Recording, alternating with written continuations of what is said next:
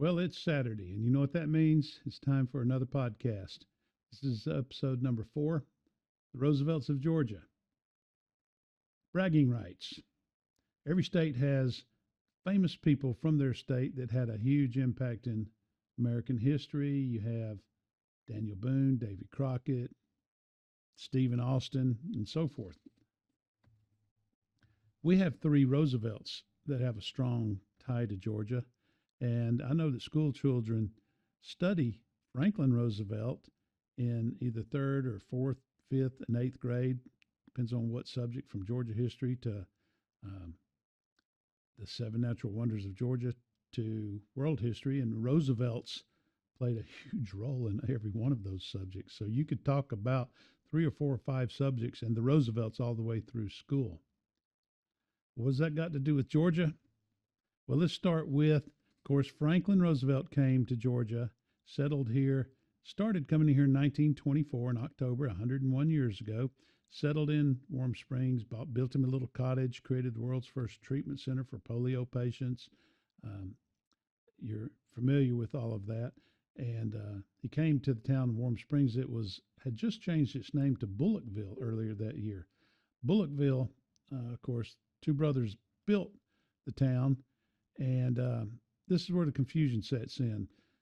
Theodore's mother is Martha Bulloch, and she's from Roswell, Georgia. She's the great-granddaughter of one of Georgia's first governors, Archibald Bulloch.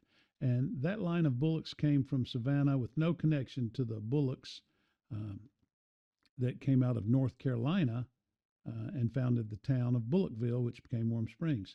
Archibald Bulloch, he's a member of the Friends of Liberty. He served as the president of the first and second Provincial Congress of Georgia and as a delegate in 1775 to the Continental Congress. He would have been a signer of the Declaration of Independence, but decided to return to Georgia and aid in the revolution there. On June 20th in 1776, he was chosen to be the first president and commander-in-chief of Georgia under the state's temporary Republican government. When he signed the state constitution, and on February 20th in 1777, his position transferred from president to become governor, and he's buried in Savannah. Bulloch County is named after him. Now let's jump into the future a little bit, about 100 years, and Theodore Roosevelt Sr., well, he's not a senior at that moment, but Theodore Roosevelt, that will become Teddy's father, will marry a beautiful young socialite from Roswell, Georgia. Her name is Martha Bulloch, and she's the great-granddaughter, as I said, of Georgia's governor, Archibald Bulloch. Martha Bulloch Roosevelt, by Theodore Roosevelt, of course, gave birth to 4 children. One son was Theodore Jr., and he'd become president of the United States. Starting to see the Georgia ties. Her other son, Elliot, would be the father to Eleanor, the future First Lady of the United States. Theodore Roosevelt and Elliot are the great-great-grandsons of Georgia's governor, Archibald Bulloch.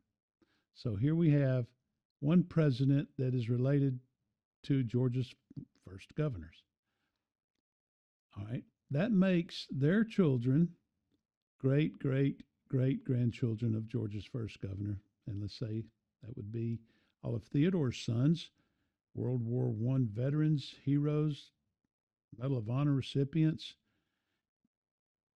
Even one of Theodore's children will be named after Governor Bulloch, Archibald Bulloch Roosevelt.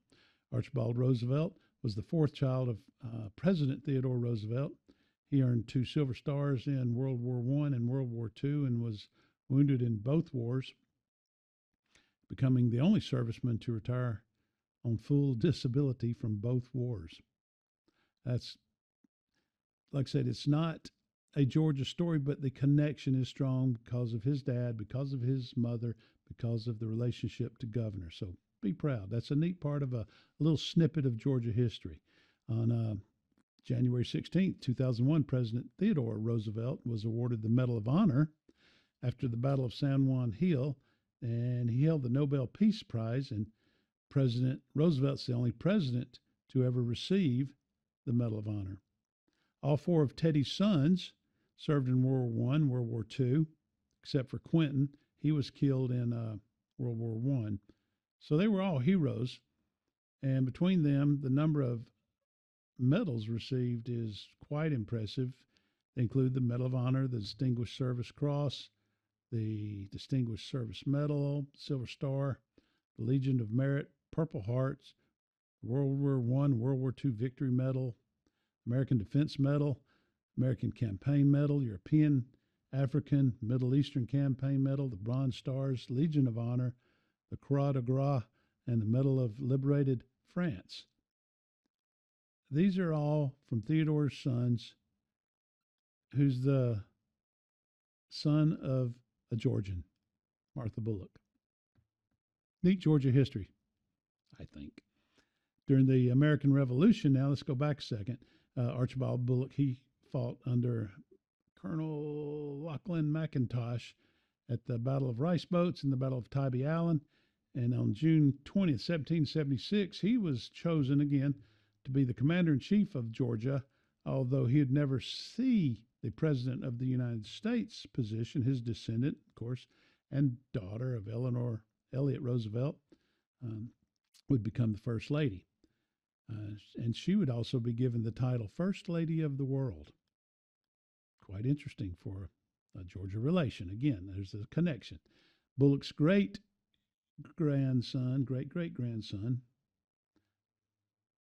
President Roosevelt, would walk Eleanor Roosevelt down the aisle to be the bride of the then future President Franklin D. Roosevelt.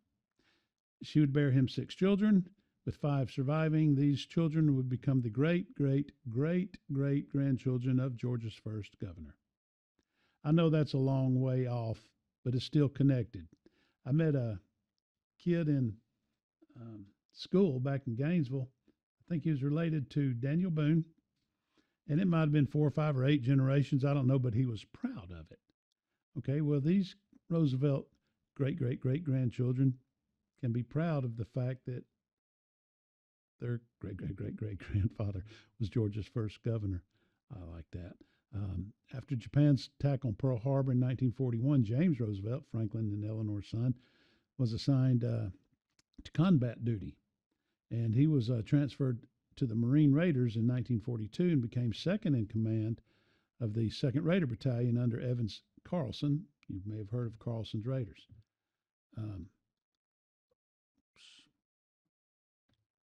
Just hit a button I didn't know existed there until just now.